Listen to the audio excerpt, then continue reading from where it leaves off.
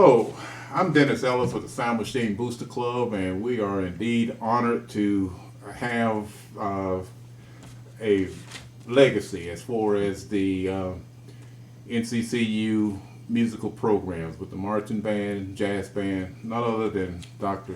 Joseph Mitchell.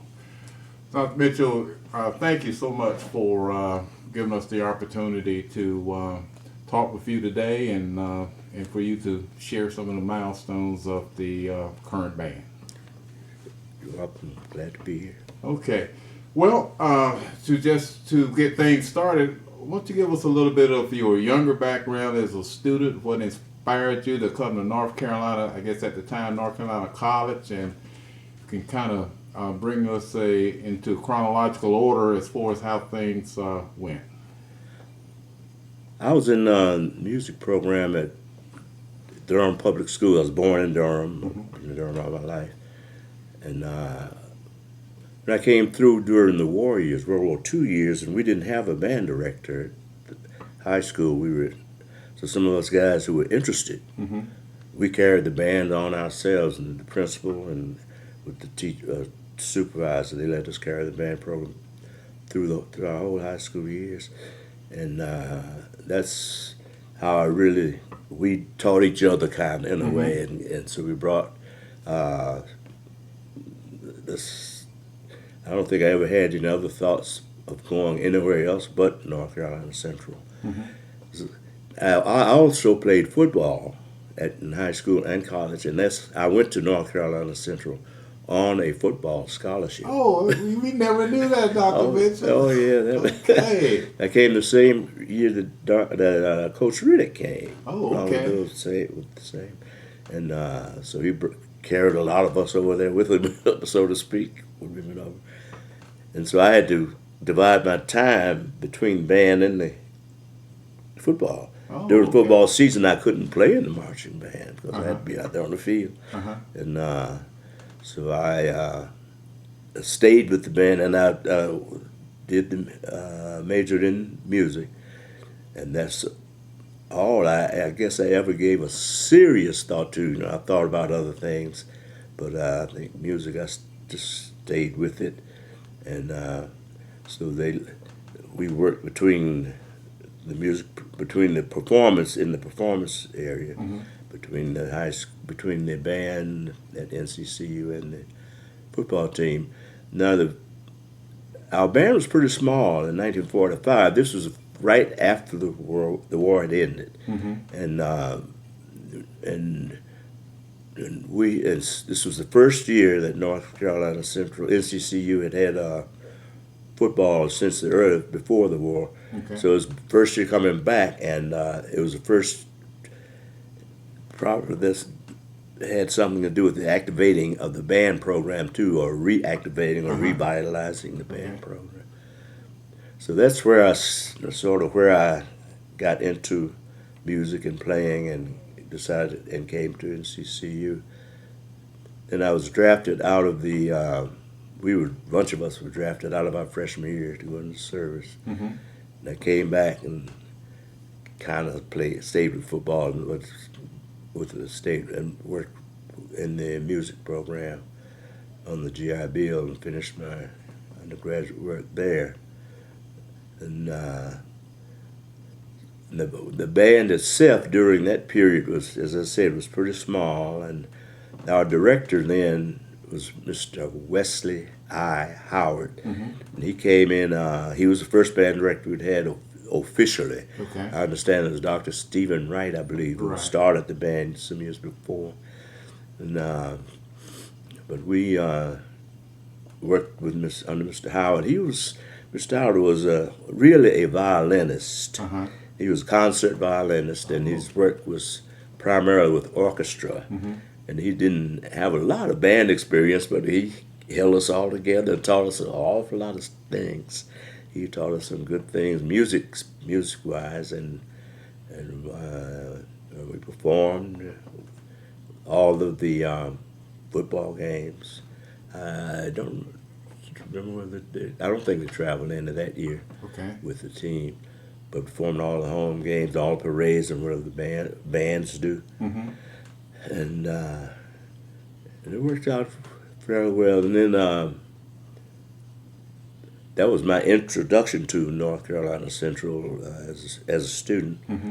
And when I graduated, I went to work in a small town in the mountains, Lenore, North Lenore, Carolina. okay, yes, I've heard of that. They Yes. make a little furniture in Lenore. That's too. a furniture center. Okay. That's the lifeblood of Lenore. Mhm. It was. It's changed a lot by now, Mhm. right now, but that was the lifeblood. That's right. And, and I learned, I knew about Lenore because they had we were completely segregated in that time. Mhm. And they had the white band there was an internationally known band. And they had much, I'd read about them all through when I was in high school. But in the black schools, they did not have a band program. Okay. I was the first band director they had ever had. Because they had to buy a whole set of new instruments, and I started the kids off with them. And I stayed there 6 years Mhm. and worked with that band. And I came back to Durham in 1956 on a graduate assistantship, Mhm. and I directed the band. Mr. Howard was still here, but he was about to retire. Okay. So they had me to do the band that year completely as a graduate assistant. Then I left after that year. I did that 1 year. Then the band job at Hillside High School became open, and Mr. Fillmore Hall left, and I went over there and did that band program for 10 years. Okay. I stayed there 57 to 67. Mhm. And I came to North Carolina Central in 1967.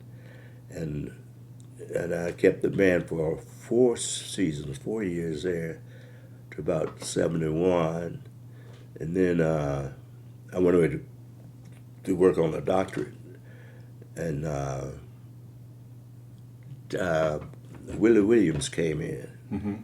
As a matter of fact, he came a year before I left, but he Okay. came and took over the band and stayed there I think it was about 4 years. And then I came back in 74 or 5.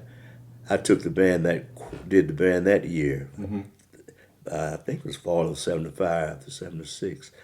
And then I told our chairman he asked me if I would take the band. I said, yeah, I'll take it for 1 year. Because I'd been doing that for 20-some years. I said, maybe I should step out and let somebody else come in. And then Jerry Head came after me. Mhm. I'm almost sure it was Jerry next right after me. And then when I came to Central when I went to Hillside, Richard Jones that's when Richard Jones came in as band director in the 56 or so. No, it didn't. Herschel was there. I forget Herschel's name. He's on there. But we came. He stayed a year. He came and stayed a year. Okay, Mr. McGinnis. McGinnis, Yes, Herschel yes. McGinnis, right? Okay. He came from Washington and D.C. and then I think Richard Jones came that following year and he stayed there until I came in '67. I think Mr. Jones was very instrumental with that famous Baltimore Colts. Was it the Baltimore Colts No. and the Dallas Cowboys? No? No, it was the New York Giants. The New York Giants. Okay. They played for. My band played for the Baltimore Colts. Okay. Well, tell us about that. Yeah, we played. I don't. I forget the exact year, but Uh-huh. we played a season for them. I have some few pictures. Okay. A picture or two of that, I think. And we had some connections. We knew somebody up there, Uh-huh. and I did. Uh-huh. I knew it. Okay. And they asked me, "Hey Joe, you want to bring your band up here?" I said, "Yeah." So they had connections, and they got us up there. We played played a game one weekend, and we went and spent that Saturday and played that Sunday, and came back. That really must have been quite an experience for your students and your faculty and the school in general. Yes, it was. It was certainly for me Uh-huh. and the band and the students. Yes, they really. It was quite a shot in the arm for them, and this, and I think they did right well. Oh, great. For, and let's see, yeah, that was the professional team that we played for. I forgot who they were. The Colts were playing that day, but we did that program, and they seemed to have been pleased with it. Well, great. Now we did another televised game, nationally televised game. I think it was on ABC. We played Delaware, Uh-huh. Delaware. University of Delaware, University- Boardwalk Bowl. The what? Boardwalk. That, exactly. That's exactly what it was. Boardwalk Bowl. We did that one, and that was another a big number milestone for us. And of course, we did things like the Mardi Gras. We went there a couple of times. I know. First year, I think my first year there, I think it was the year Okay. we played for the Mardi Gras and some what other places can I think of? But not offhand, I can't think of any others necessarily. But we played all kinds of parades and football games. Traveled the team a lot. Oh, okay. Yeah, so. Well, great. Well, speak a little bit regarding the your band students as far as their dedication to purpose. Yes, our band, these students have always been dedicated. They were, when I came there, they were dedicated. They were loyal to the band. They were proud of the band, even if we didn't have all the numbers we needed. But those, whether it was a small group or a large group of students, they were always they had a really dedication to the band performance. And once in a while, we would go back to one of the hometowns. We'd get invited for a student, like from Fuquay Arena, any place, small place or anywhere. We would go and play, and they would showcase their student, high school student, and of course, and they love that. And but they were dedicated to me. They were dedicated to a fault. You could ask them to do anything. They would try to do it. They would do. You'd have to go out there, stand on your head, and walk up there. They would try to do it, but they were really proud. They had that spirit. They always had that spirit, that great band spirit. That's I found to be pretty typical. I mean, like the students are now.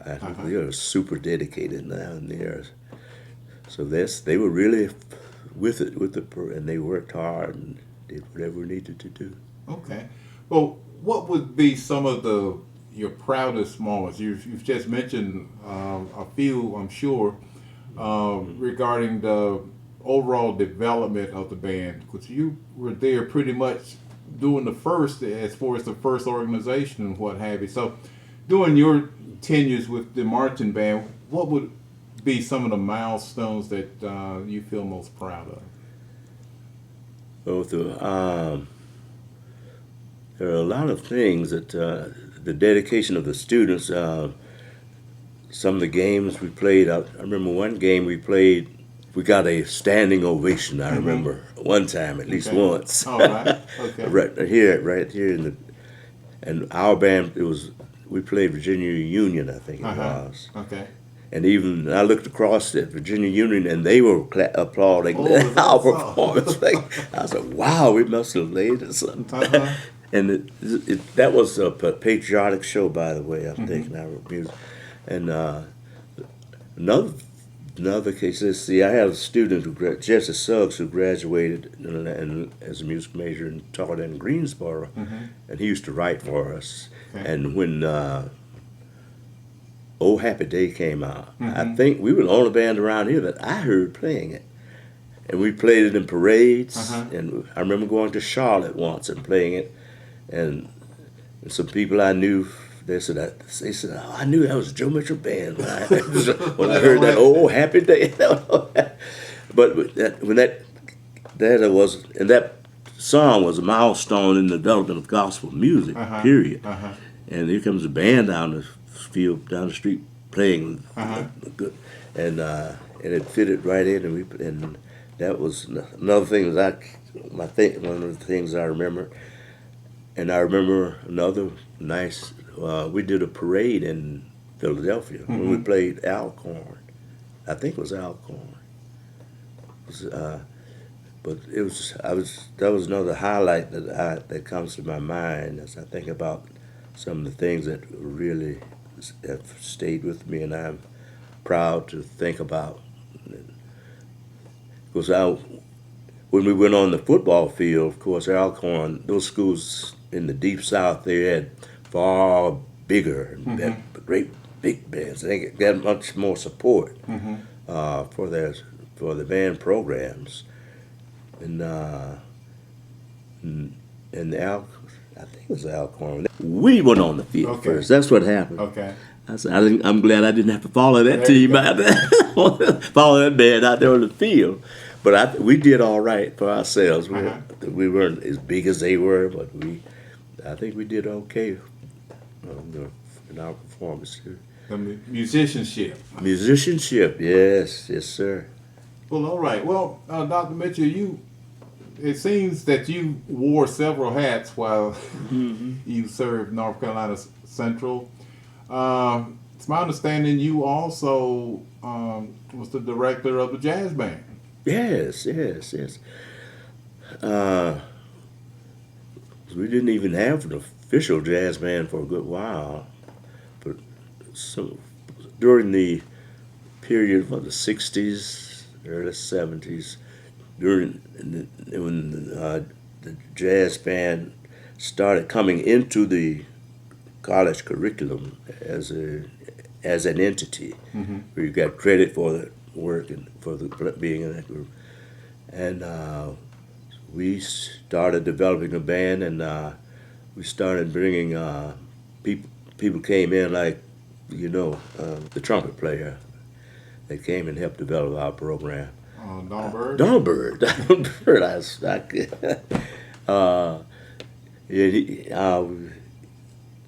And during that time, we had the Moon Brothers were instrumental in coming in and working. I don't know if Bill Moon and Ed Moon is in Durham still. Oh, okay. And they worked with the jazz band.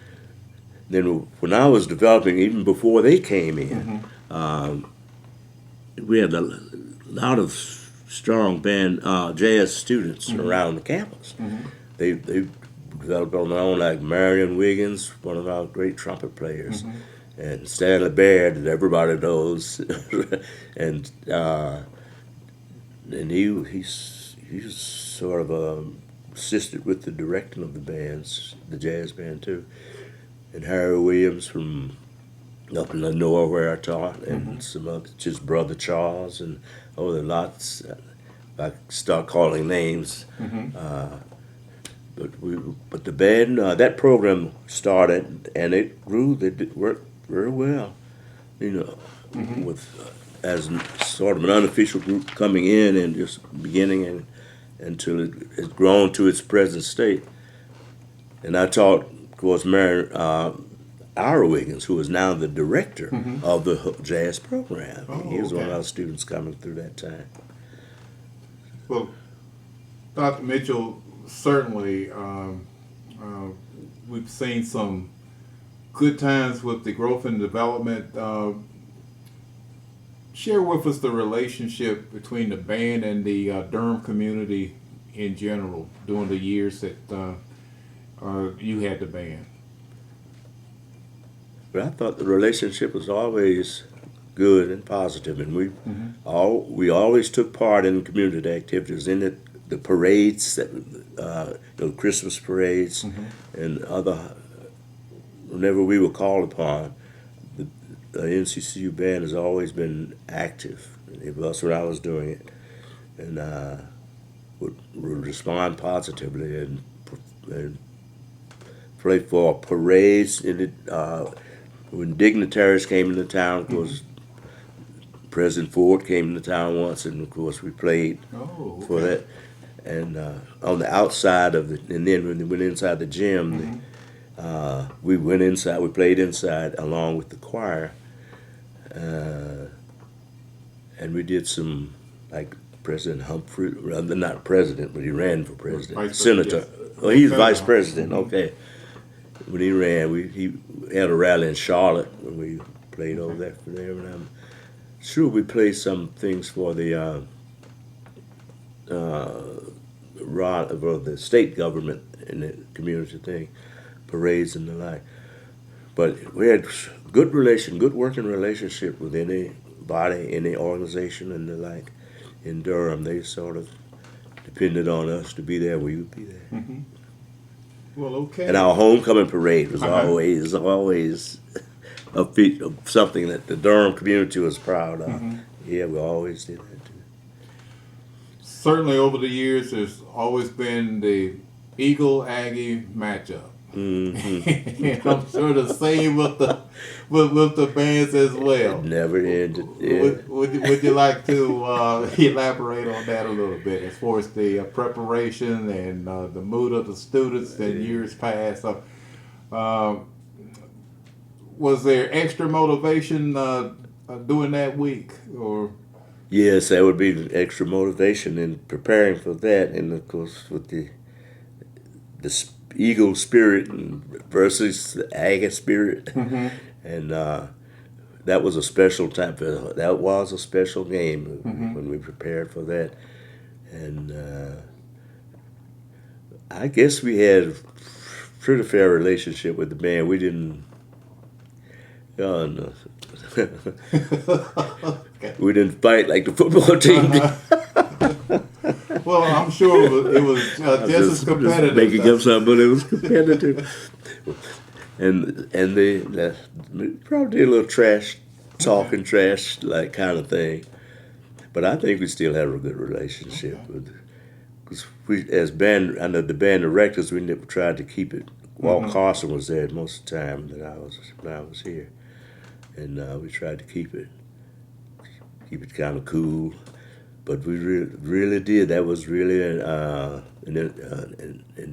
stimulus to get mm-hmm. the students to get them out and prepare for the band. And one of our students was a band director at Hodge. I mean at A&T for years.